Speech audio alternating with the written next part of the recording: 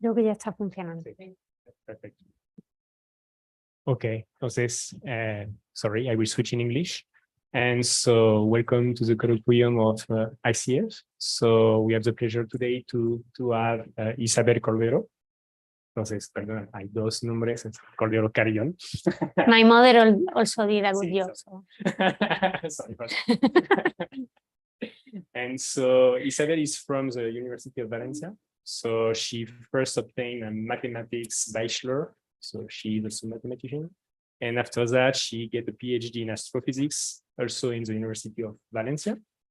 And after that, she make a different postdoctoral position, especially in Max Planck, Garching in, or the astrophysics, is Max Planck für Astrophysique in Garching. Sehr gut.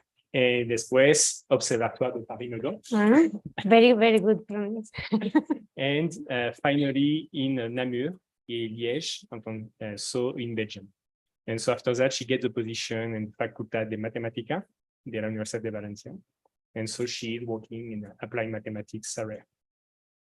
But she specifically, so because it was a workshop the last week about gravitational waves, so you are specifically working also in gravitational waves, and you are exactly on the Virgo collaboration and in the editorial board of the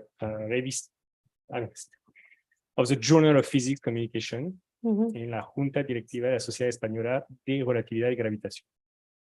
Okay, so there is probably some stuff to say more, but okay, if you decide that's more than enough. That's more than we have the pleasure to listen to you, and you will so talk about recent application of minimally implicit range equita methods in astrophysics. So please. Thank you very much. Well, thank you very much. I would like to start thanking Juan Carlos de Gollado is not here right now. He will arrive a little later, but he was the main organizer of the conference we had last week, and it was really a very well organized conference. I wanted to express my gratitude. It's my first time in Cuernavaca, and it was a very, very nice stay. I hope to come soon because it was wonderful. Then I also want to thank Sebastian, because we have a very good friend in common, and he was super helpful in organizing the seminar and helping me, everyone. Actually, I want to say it's amazing how generous people you are here in Mexico. And I hope if you come to Spain, we are able to treat as minimum half of how generous you are with your visitors. It's really a pleasure. Then secondly, my profile is a little different. So I am in the University of Valencia, but in the Faculty of Mathematics. So I teach a lot of mathematics. But my research group is mainly in astrophysics, where I did my PhD. I did a lot of numerical relativity. So basically I was helping with applied mathematics in the research group.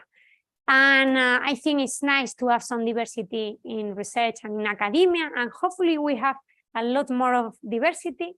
And I am fighting a lot to have gender and diversity in general in academia. Here it's so nice to see so many women, but I am the only woman in my research group in the last 17 years. And this is not nice.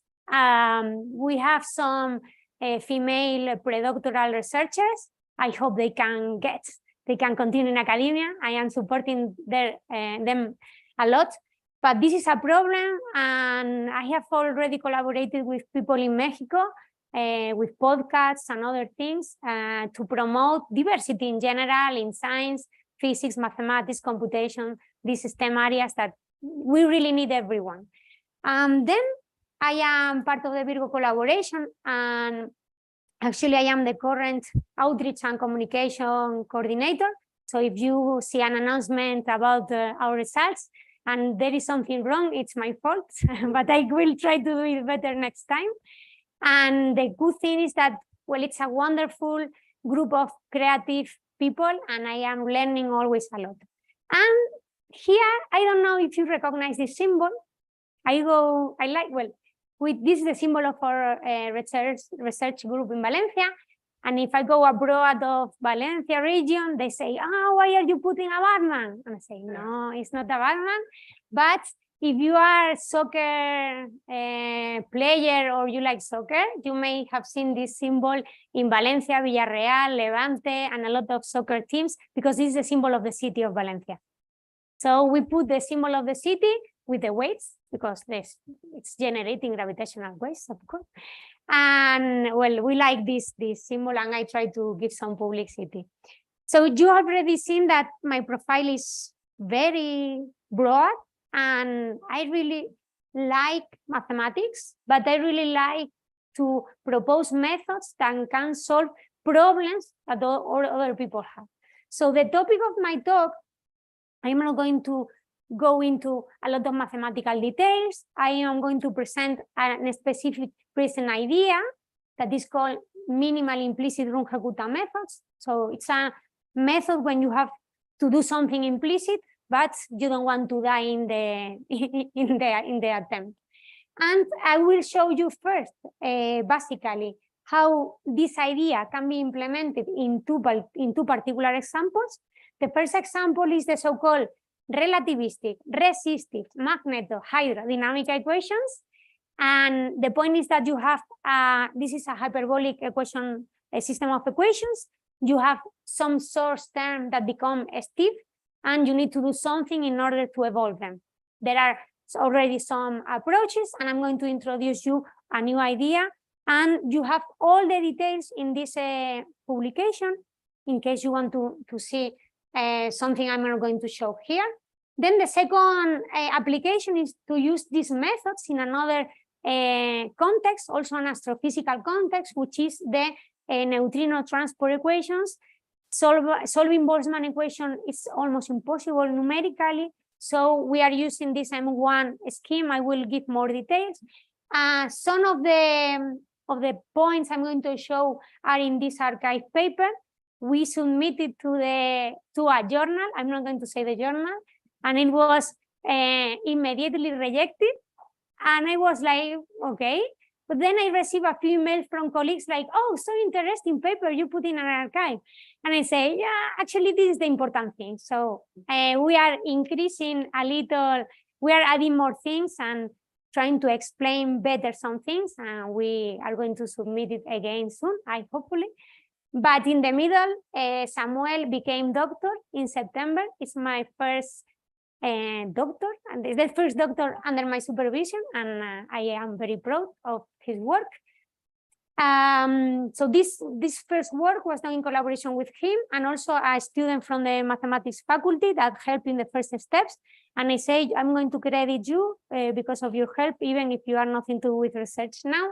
And this work is in collaboration with also with Martin Obergaulinger, which is a researcher in astronomy and astrophysics department in Valencia. So I like a lot to collaborate with people in other areas, particle physics, gravity, astrophysics. I am always very happy to learn new things. And then if you basically, after going through these two examples, I will try to explain which is the general idea of the method, which is the general context in which I think it can be applied. And I will show you that there are still a few examples that I would like to explore, but this is just super recent. So I hope I will do it in the next months, years. So let's start first with the first problem. So this resistive, relativistic, magneto-hydrodynamic equations. Basically, if you want to properly model a lot of astrophysical scenarios like accretion disks, active galactic nuclei, relativistic jets, or even compact objects, you may need to introduce magnetic fields. There are other scenarios that maybe they are not so important, but in these scenarios, this is a fundamental part of your model. If you don't include the numerical, if you don't include the physical resistivity, your numerical method will introduce a numerical resistivity in the system. Maybe this is not so important in some cases, but in other cases where resistivity plays a very important role, if you don't properly model this resistivity physically, you will end up with some not correct results. Let's say, yes, please. Can you clarify what? So basically, most of the numerical methods include some amount of dissipation, just because of the numerical method. Or, yeah, let's say if you don't properly include resistivity from a physical point of view, the numerical resistivity of your method will appear naturally, but may not be enough for model the scenario you want. Of course, this depends on the specific problem you want to address, but believe me, these cases, you do need a very well model of the problem. Okay, from a mathematical point of view, we are dealing with an hyperbolic system of equations with some constraints, which are the divergence of the magnetic field and the divergence of the electric field. There are a lot of possibilities. Here you can try to impose numerically that these divergences are fulfilled. And another approach is the one proposed by Komisarov in 2007, which is you include two new additional scalar equations that allow for the fulfillment of these divergences. In which sense? If you have a particular violation of the constraint at some moment, this violation will dump immediately and travel outwards of the numerical domain. So it's a very effective, I would say, way of including these constraints, but through an augmented system of hyperbolic equations. Which are the variables we are solving in this system? Velocity, density, electric and magnetic fields, and also these two additional scalar equations that comes from the augmented system coming from the constraints. No, I am not going to put the whole system of equations. There are a lot of terms, but let me show you which is the structure I want to highlight. So you have here in this variable, you have all the matter equations like density, velocity, and energy, whatever. And then you have here the evolution for the electric field and the evolution for the magnetic field. Most of the source terms of these equations, which are encoded in these terms, do not present any stiffness problem. Let's say, whatever you were doing works, continue doing that, no problem, okay? But if you include a physical and finite resistivity, this sigma is the resistivity of the system. This sigma is not necessarily a constant function. It can really depend on a lot of things in a non-very trivial way. Then you have W, this is the Lorentz factor. And again, this is a mess because this Lorentz factor is defined in terms of velocity. And velocity is not a conserved variable. It's a variable that you need to recover from the system, but it's not a direct variable you are evolving. And then you have these terms here, velocity, electric field, magnetic field. So let's say this is all the source term, but if this quantity here, sigma, is very high, is potentially very high, then the system is stiff, this equation is stiff, and you may find a lot of numerical problems if you try standard methods in order to evolve these systems. Okay, so the idea is that, okay, we want to avoid the development basically of numerical instabilities due to the presence of this source term when this sigma, the conductivity is very high. Can we do something? What can we do? Yeah. First of all, here there are two things. If you talk to people in astrophysics, sometimes they do things without knowing the reason because this is what is working. But I sometimes like to give these small tips, okay? Even if this sigma is small and you don't think, and you think, okay, there is not a stiff problem in my system, the electric and the magnetic field they form a wave system of equations. So if you don't do anything special, even if this sigma is very small, and you use for example, Runge-Kutta methods of very low order, first order or second order, you may develop numerical instabilities, not because of the stiffness, but because you need to take care of about this wave-like behavior. So the first thing you need to do, I am not going into details, but basically is that there are some ideas, and in particular, we developed some ideas in 2012 and 14 about how to deal with these wave equations if you want to use low order methods and you don't want to do crazy things in your code. So there will be one thing that we will do, I will show you later, and it's about this wave-like equation. And this is not because of high conductivity, but because of this relation between magnetic and electric field. And it's based in basically understanding how is the behavior analytically and numerically of a oscillatory solution of a linearized system of equations.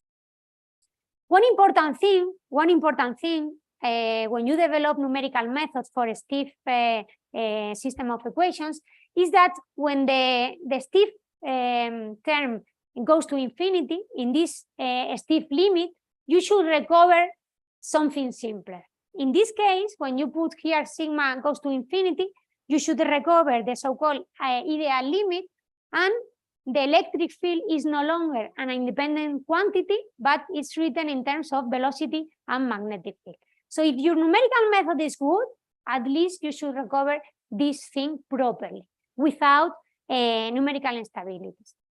There are some ideas that are working very nicely. And for example, you can use implicit or semi-implicit methods. That basically means this source term here has no stiff problem. Do your explicit traditional approach is going to work. And all this part here, you need to evaluate it implicitly in order to have numerical stable simulation. This is a mess. I told you, this sigma depends on everything, whatever, depending on your model. This W Lorentz factor depends on velocity, which are not evolved directly. Doing implicit evaluation of this term and implicitly solve the variable in the next time step requires a lot of computational effort. Moreover, it also includes the, let's say, additional recoveries from primitive variables to conserve ones, because in all these terms, you need first to evaluate the source terms implicitly with primitive variables and then try to invert the operator. This is a mess. You can try, yes. It can be done, yes. Valenzuela et al. 2009. You may go to the paper and see how many variables they need to reconstruct and they need to invert, and because there is a more or less nice structure of the systems, but it's quite complicated. You may have a lot of additional computational cost, a lot, and also because you include a lot of new iterative processes, you may end up with a lot of potential convergence problems. So it's not only very expensive, but sometimes it's hard to get convergence in this numerical process. Okay, so basically, what is the idea I want to show you? I want the system to be stable, but I want the inversion of the operator to be as simple as possible. Which is the idea? The idea is that if you discretize in time, first order in time, the time derivative, and then you discretize first order in time the source term, here just do your explicit favorite approach for the non-stiff part of the source term, and in the evaluation of the rest of the source term, I am going to allow implicit evaluation only of evolved quantities. So conductivity, velocity, or Lorentz factor. This quantity here is basically the product of conductivity and Lorentz factor. So these quantities always will be evaluated explicitly. No need of inversion of anything, of any of these quantities. And I am going to allow the electric and the magnetic field to potentially have implicit evaluations. And remember, these are the quantities we are evolving. We are evolving in the system. So there are here 3 terms. The first term, which comes from this part, the second term more associated with the magnetic field, and then this part here. First of all, V squared in geometrical units will be always smaller than 1. So in this particular case, this first term will be always dominant with respect to the third one. So we are going to use explicit evaluation always of this part. And then about this term here is what I told you about the wave equation. I am going to choose C2 to be equal to 0, not because of the stiffness of the system, but because of the wave-like relation between electrical and magnetic field. You can go to the paper and see all the details. I'm not going to kill you with all the mathematical details, but you can analyze, you can perform an analysis of stability of the system when approaching to the stiff limit, when sigma goes to infinity. And you can believe me or not, but you can go to the paper and check all the details. If you put C1 equal to 0, C2 equal to 0, and C3 equal to 1, you get stability of the system at the stiff limit, and you also recover the ideal limit when sigma goes to infinity. Okay? This is quite easy to invert, because now you see this quantity appears only as a first linear equation. So inverting the operator here means doing 1 division. So all the difficulty of inverting the operator in my approach means doing 1 division. That's not very computational costly. And actually, it's very nice when you rewrite everything. This scheme can be viewed like a pure explicit Runge-Kutta method with an effective time step. So this effective time step is switching between the different regimes. If the resistivity is very small, this is basically 1, and you are doing like an explicit method. You are not doing actually anything different. But if this sigma goes to infinity, you basically recover the ideal limit. So this time step, this effective time step is like a switching, a transition between the 2 regimes with a warranty, with a mathematical warranty. You can go to the paper and check the stability analysis of the system. But let's say from a physical point of view, you can also check what this effective time step means. Okay, yes, please. Sorry.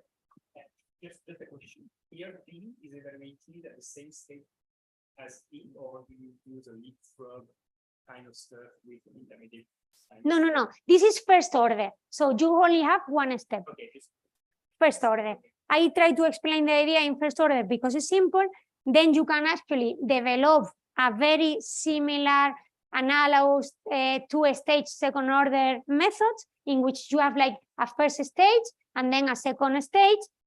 And basically the inversion of the operator in each stage is that you have an effective time step with 1 division per stage.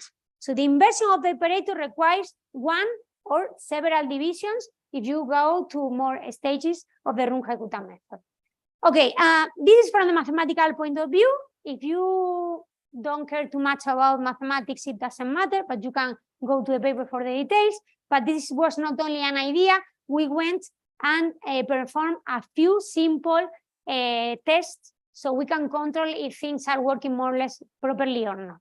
The first test is the so-called self-similar current sheet. Current sheet is a 1D problem. It's an analytical problem, so you can check if the numerical code is doing something crazy or doing what it should do. We are using a standard CFL value of 0.8. You have this analytical solution, and we start the initial data at t=1 to avoid any problem, and then we evolve the system. We evolve here, we plot here the Y component of the magnetic field and the Z component of the electric field. You have different resolutions, but they are so close to the exact solution that they basically overlap. And the amount of, this quantity is not necessarily constant in general. For this test, we are going to choose a constant value, but just to see how it's performing the method. In our case, this is not a problem at all because we are always going to evaluate this quantity explicitly, and we take a significant amount of resistivity. We have performed stable simulations with 0 and non-zero velocities. And here you have an example with a 0.1 velocity in terms of geometrical units. So it's quite a lot of velocity. And you see that we nicely have a profile that in the case of 0 velocity just dissipate a little. And in the case of some velocity, you also have a transition. This profile moves a little following this velocity. As I mentioned to you, we have convergence. Actually, we have very nice second order convergence, and everything is, I mean, you can check, it's quite simple. Then we move to the so-called circular polarized Alfvén waves. It's also a 1D problem, but now you need to include matter evolution. In the first case, you only have evolution of electric and magnetic field. Because you include matter, you need to put some dissipation in the evolution of the matter part, but it's nothing to do about this stiffening of the electric field. It's more about the evolution of the matter sector. We use a CTL value of 0.3 because this was the standard value used in previous tests, but we can also go a little higher and no problem. And basically, you have an equation of state for an ideal fluid. You have an Alfvén wave with a period, and these are the initial data for the electric and magnetic field. There is an analytic solution when the conductivity goes to infinity. We are not going to infinity, but we are taking 10 to the 8 value for the conductivity. So we expect, if we are doing more or less reasonable things, our solution should converge to something very, very close to this ideal solution. So the black line is the exact solution, and the dashed lines are the numerical solutions we get with more resolution, and we have also a very nice convergence to something very, very close to what we should expect. We have a stable simulation with first and second order methods, and we are actually very close to the reference solution that we are considering. So this test is actually very demanding, and it's computationally expensive in most of the cases. In our case, it's 1 division in addition to what you were doing for the explicit part. So that's really, I think, a lot. Also, one thing, this is very simple test, but people like you doing real simulations of real astrophysical scenarios is not just a few time steps, but I think if we can reduce the computational cost of the simulations, it's really an important point. Okay, let me go now to the second example, which is the neutrino transport equation. So in particular, I have some colleagues like Martin Obergaulinger and more people in Valencia and also in other places that they are interested in the explosion mechanisms of Corcola supernova. In order to understand properly these mechanisms, you should include generation and transport of neutrinos. This is very, very important in order to model this astrophysical scenario. In general, in order to do that, you should need to solve Boltzmann equation, but this is very, very expensive. This is 7-dimensional problem. So some people do some strategies. In particular, I am going to focus in the so-called M1 scheme. What you do, you basically perform a momentum space integration of the distribution function, and you truncate at some point. No? If you truncate at the first order, let's say n equals 0, you get the so-called diffusion scheme. And if you truncate at n equal 1, is the so-called M1 scheme, where you have a closure for higher moments. This is coming from physics. I am not the expert, but I take this structure to apply my numerical method. In the optically thin regime, you have very different time scales.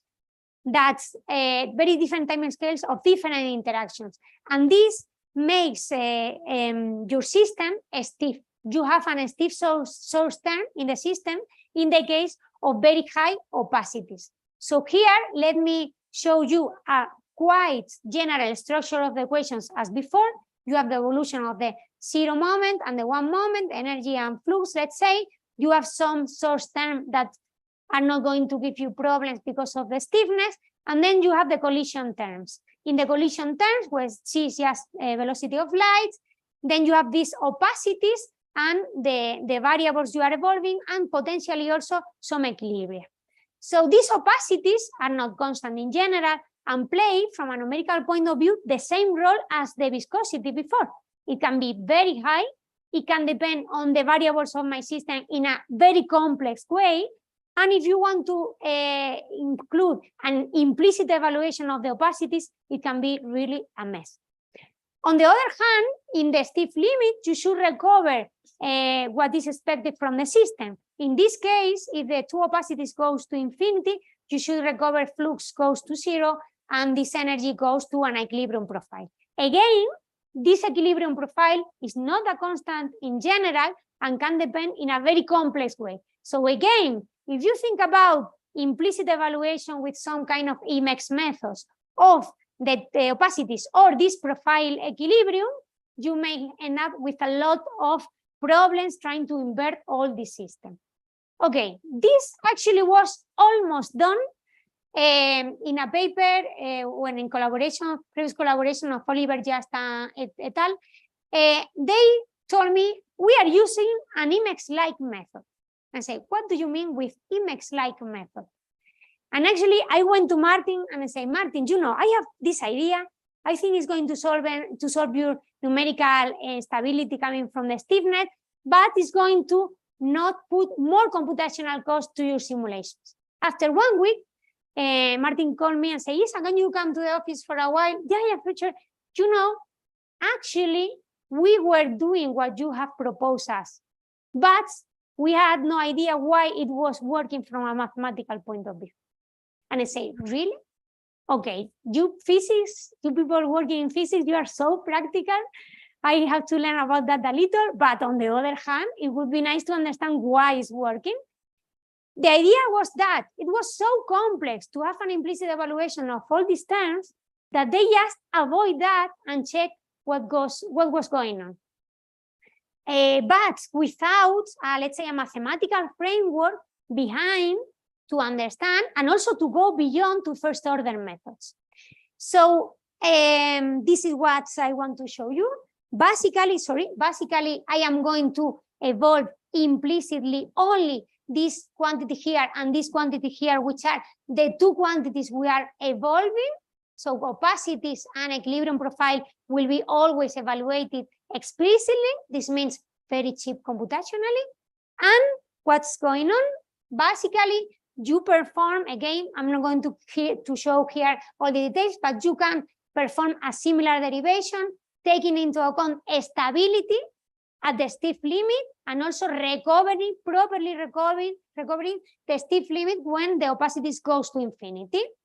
What you have at the end, something similar to what I showed before, you only have that the first order is written like an explicit Runge-Kutta scheme with an effective time step. So the inversion of the operator is 1 division.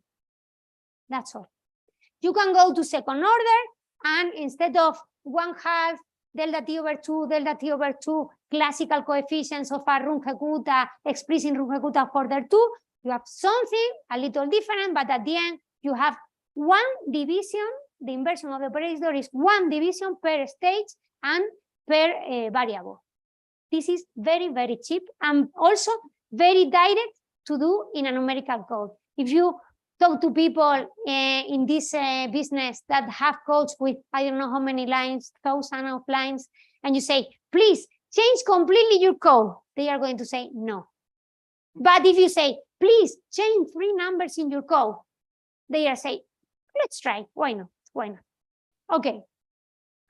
So basically, this is not in the paper, but this is to make mathematicians happy, because we propose the method, we apply to a very complex scenario, and it worked very nice. But the mathematicians say, and what about the simple test where you can show convergence and control things? And I say, okay, let's do it. Why not? Maybe I'm talking too much with the physicists, so I go directly to application, but that's also nice to be done. I try to get the best from the two sides. So one application is the so-called simple test. is a test one, is the test one from a paper, Pons and collaborators in 2000. They use another strategy of this implicit evaluation and inversion of the operators. They don't say clearly what they do, but it looks like very complicated and very computationally, very expensive computationally. This simple test basically assumes the so-called diffusion limit with some approximation in spherical symmetry, where you neglect one of the opacities, but you have still one of the two opacities. There is an analytical solution, which in geometrical units have this form. So the nice idea is that you can check with an analytical solution if your numerical method is working or not. Spoiler, yes, it's working very nice. With the first order method, you have to choose these coefficients equal to 0 or 1 in the same way I explained before, but you can go to the paper for details. I don't want to bore you with these stability details. With the second order method, you have also a preferred choice for the coefficients, and actually you still have some freedom, and you can perform convergence studies, and we get very nicely first order convergence with the opacities 10 to the 2, and second order convergence with when the opacity is actually much higher. We use the exact solution at the boundary conditions in order not to include other kind of numerical errors coming from other source. And this is really very easy and very cheap computationally. And this is the real, actually we did this before this one, but make mathematicians happy also. So this is the application we had in mind. This is a core collapse simulation when with all the important interactions that dominate the dynamics are included. I don't want to go into details because the expert here is Martin Obergaulinger, but you can go to the paper and check that most of the things needed from the neutrinos are included. Here you have a fraction of particles, luminosity, the radius of the protoneutron star and the shock, and you have here energy of neutrino. Basically, these are physical quantities that you take from your simulation in order to check what's going on. I am not the expert in the physics part, but there are a lot of lines that overlap. The first line was the reference solutions they were using and that they believe is a correct model of the system with all this complicated inversion of the operators or whatever. All these things here, so this first order Mirk, and these are two second order Mirk with different variables, different values of the coefficients, because we really wanted to check if our stability analysis is correct when you go to complex simulations or not. So what is the result? All the lines overlap. We have a stable and very accurate results using first and second minimal implicit Runge-Kutta methods with respect to the reference solutions. I don't want to go into details, but you can really check, you can really impose only stability, but not recovering the stiff limits, the value of the quantity at the stiff limit. You put these numbers in the coefficients, you go to the simulation, and you have a wonderful stable simulation that has a wrong limit at the end of the simulation. If you take the values that include not only stability of the system, but properly recovery of the stiff value of the values of the quantities at the stiff limit, you go to the simulation and you find exactly the same. This is not expected because our study is in a, let's say, simplified general structure of the system. Then you go to a quite complex simulation where everything can happen. And we really understand what's going on in the simulations with a computational cost equivalent to any purely explicit method you would like to use. So this is actually, I think, very powerful. This is so powerful. I told you the paper was rejected. We are trying to improve it and send it to the paper. For young people, don't take it very seriously if one paper is rejected. It means you need to improve it a little, or maybe to put information to address a more general public, but that's okay. That's science and that's research, and it's okay if the comments are constructive. But I received some comments from people like Carlos Palenzuela, that appeared in the talk before, Lorenzo Pareschi, you may know or not, but the two fathers of IMEX methods are Pareschi and Russo. So if he's interested, I say, not too bad. And then also people like François Foucault, Davide Radice, Stephen Liebling, Carlos Palenzuela, some people that they are very good in doing numerical simulations of this kind of scenarios. They are really very, very good. So next year, July 2024, we are going to do something that I think we should do very often, and is to put people from different fields talking about the same problem. So we are going to join, and so this is me, applied mathematicians and people doing simulations in astrophysics. We are going to meet. We are going to try to solve this computational, solving the Boltzmann equation for neutrino transport in relativistic astrophysics. This will be a workshop July next year at ICF. This is the Institute for Computational and Experimental Research in Mathematics. You are all super welcome to join. I think there is the possibility of joining remotely. So in case you are interested, in one of the two sites or in the two sites, you can come. I think it's very nice. And I wanted to say, because I was very happy when they say, hey, do you want to come? And I say, really? Yes. And then let me finish. How much time I have? I am okay. Yeah, more or less on time. Okay, cool. So let's say these are proof of concept, no? Very complex proof of concept of the idea. But this is, let's say, some of the comments I made were very specific to these two kinds of equations, which is the idea behind. And this is all what I have from the idea behind. I need time to develop order conditions and a lot of things, but this is the idea behind. And let me try to explain why I think it's going to work in a lot of scenarios. So consider that you have a hyperbolic system of equations.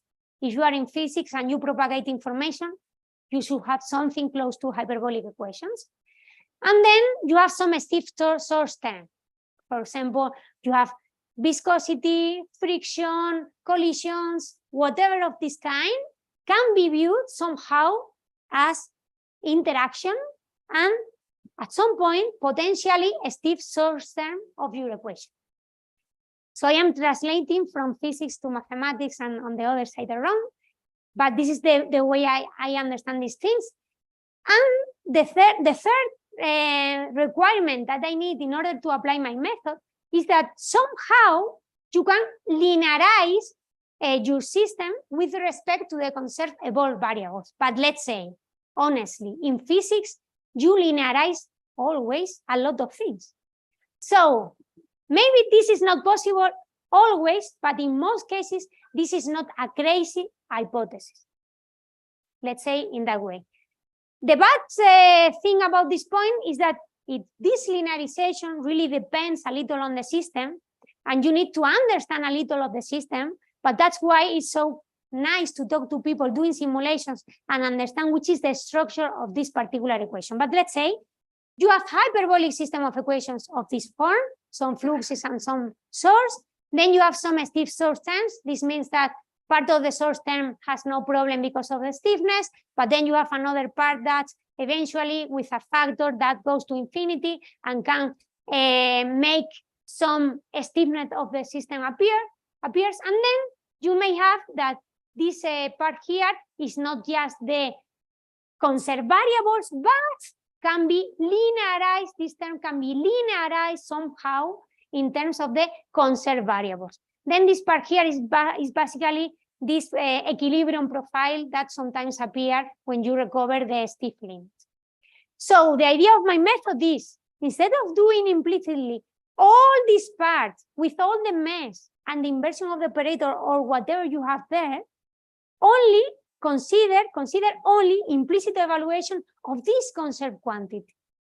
So with some maths, some very basic maths, you will impair your operator, maybe with a few divisions. That's all what you need from a computational point of view.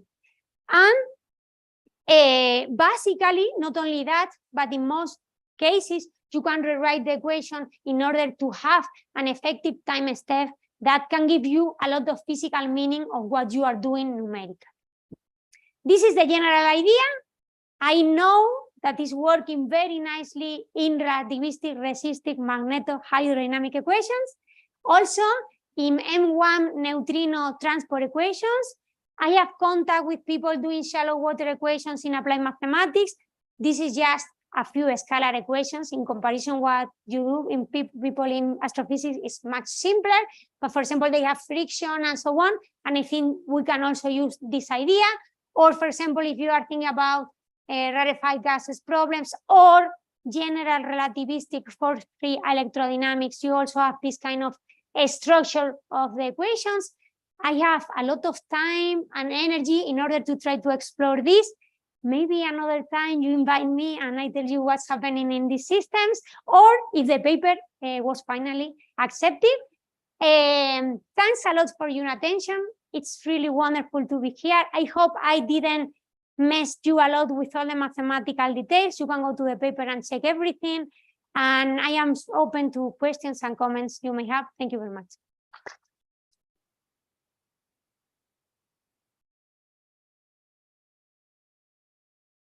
Thank you, Isabel. So time for question. Yeah. Hi. My question, I think, would be rather easy, or maybe who knows? We'll never know. So you mentioned that you developed the minimally implicit Range-Kutta methods for first and second order. Do you plan to go further to third and fourth and so on, or do you think it's not, well, the first and the second order is already good enough to do this type of work? It's a very good question, actually.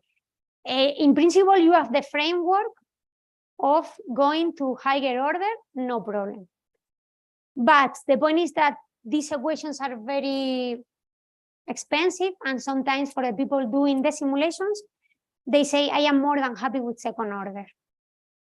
Also, there is an inherent problem. I clearly show, and I'm going to repeat it because I don't like to hide things. Sometimes, even if you use the first order method, you can get second order convergence. This can be because of the high symmetry of the system, or maybe in the stiff limit because of the accuracy is dominated by the accuracy in the magnetic field, and you have good accuracy in the magnetic field. Let's say that's not a problem. And this is quite common in applied mathematics. You get more order than expected because of symmetry, cancellations, whatever. But with the second order Mir method, we get first order convergence sometime when these opacities or conductivities are high but not very high. This is something common when you apply implicit schemes. And I would like to analyze what's happening in the equations when you perform not only Taylor expansion with respect to delta t, but also with respect to delta t and opacities. So there are some, I don't remember the name reference, but there are some studies saying if you use implicit things, don't expect eighth order of convergence. So this is one thing, but in principle, you can try to write your first order one stage, second order second stage, do your Taylor expansion, and cancel out all the coefficients. Actually, there is something more, because here, for example, all the opacities and equilibrium profile, I always evaluate it in the first stage. Maybe I can also give the freedom to evaluate, the possibility to evaluate these things in the zero stage, which is also explicitly. So there is room to go to higher order. I don't see a problem in principle a priori, but in a practical point of view, maybe the people will not be interested because the simulations are already very expensive. And there are some concerns from a mathematical point of view that implicit method, you cannot reach very high convergence order. But I don't know all the details about this last point to give you like the name and the reference. question. Okay, so in the meantime, I have a question. So for example, for the neutrino transport solution, so in this case, are you in the limit case of massless neutrinos, or do you think you can apply that considering some masses and considering particularly the relativistic transition of neutrinos? Good question. I don't know, because what I know is that in the simulation that Martin performed, you have a transition from let's say, very small values of the opacities to very high values of the opacities. I don't know what does it mean with respect to masses of the particles and so on. So maybe if you can translate it for me. Okay. So my question was based on cosmology, of course. Okay. And so one thing it is very difficult to take into account in cosmology is the effect of neutrinos and massive neutrinos, especially. But this is translated into. So. I put the questions here. Yeah, exactly. But the problem is right now, it doesn't exist any simulations doing something. So because we have a transition in cosmology, so we have first ultra-relativistic neutrinos. They dominated the universe during one time. And after, because of expansion of the universe, you can reach the point they are relativistic and after non-relativistic. So the non-relativistic case is very easy because it's a dark matter stuff. It's like a dust solution, so it's okay. We have a pretty good n-body solutions. But for the ultra-relativistic and for the relativistic one, it's pretty hard. And so I was... We can check. We can check. What I can tell you is that in these simulations, this value was not constant at all and went through a transition of several orders of magnitude, and the numerical method had no problem to deal with that. Okay. And convergence, reach of the correct value at the stiff limit, but not only, let's say, for a small and high, but also in the transition, we had no problems regarding numerical stabilities. So if you are able to give me the system of equations in a way I can analyze the structure, we can have a look and I can put your super nice problem in this list. Okay, thank you. Yes, because it's something very interesting from cosmology right now. Cool. I know, for example, I visited the people in Darmstadt, and they were also asking me about different flavors of the neutrinos. I think that's not a problem. It means that instead of only one neutrino, you need more equations, more energy for different neutrinos. But at the end, the inversion of the operator in this case would be much more easier. Maybe it's not one division, but it's the inversion of a 3 times 3 matrix at most if you have some mixing of the neutrinos. Perfect. But not really like because of the numerical method. Okay. Let's say that. Thank you. So, other questions? Don't be shy. Please. Yeah. I am leaving tomorrow, but I hope I can visit you again. So, and well, I am Isabel Cardero. So you can find me in the email of the university or Twitter or whatever, and tell me if you have any idea you think I may be helpful. I love solve problems, so that's my job. So if there is no more questions, so just thank you again, Isabel. Thank you very much.